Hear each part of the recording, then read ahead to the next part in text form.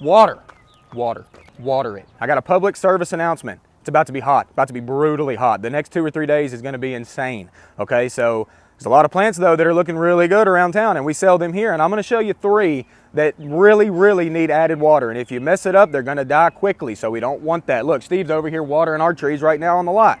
So like I said, I'm gonna show you a few. Let's get at it. All right, starting out, we're gonna talk about Crepe Myrtle, okay? Crepe Myrtle is a great summertime classic. Everyone loves it, and it has a very long bloom time.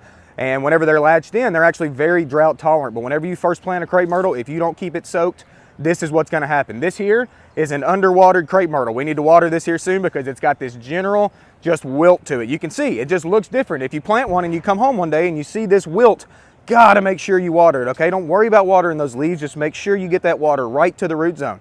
You'll see the wilt, and then you'll also see some general leaf drop from the interior of the plant. That's another sign of underwater. This here is a happy Crepe Myrtle, does not need any water. If you come home one day and you see it looking like this, it's fine, let it be.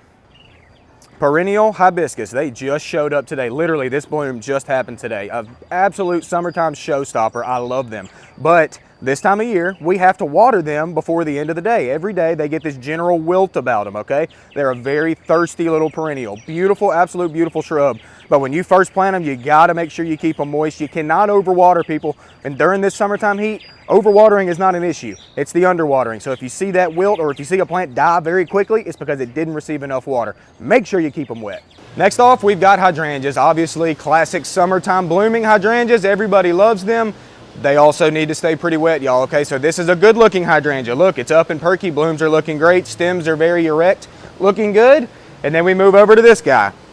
This wilt is real, y'all, okay? It starts at the top of the bloom and it just lays down, okay? So we have to make sure that we keep these wet. And like I said earlier, once these plants are established, they can really handle themselves just fine in our climate. Whenever you first plant them, please keep them wet, people. All right, y'all come in here and check it out. Pretend like this is a large tree that you're gonna plant at your house. And this may sound simple, but to some folks it's not. All right, so you're gonna pull it out of its container. You're gonna mess up some of those roots a little bit like we do. You're gonna dig your hole and you're gonna plant it right in the ground. We're gonna cover it back up. We're gonna know that we're gonna seed it in firmly first off. And then we're gonna know we're not gonna keep a lot of soil right around that main stem, okay? We want this nice and just level with the ground, okay? But when it comes to watering, this is the key. You're not just gonna bring a hose over and lay the hose on top of this and then just walk away. What are you doing when you do that? All that water that's extra is gonna go out to there, down and away. It's not getting to the root zone. This is the root zone that we need. You gotta know, these roots are not, right when you plant it, aren't gonna stretch out and just go find their own water. So if water's over here or over here, it's doing nothing. We need water right here. So we're gonna bring the hose over, we're gonna water right on top of that root ball. Once it fills up enough to where it starts to want to run away from you, take the hose off of it, let that water drain straight down to the root zone. And then you're gonna redo that probably 10 to 20 different times if you wanted to. You're not gonna overwater a plant by doing that whenever you first plant it. It's getting so hot, y'all. Make sure they're staying on the wet side, not the dry side, okay? All right, so in conclusion, it's about to be hot, like over 100 degrees hot.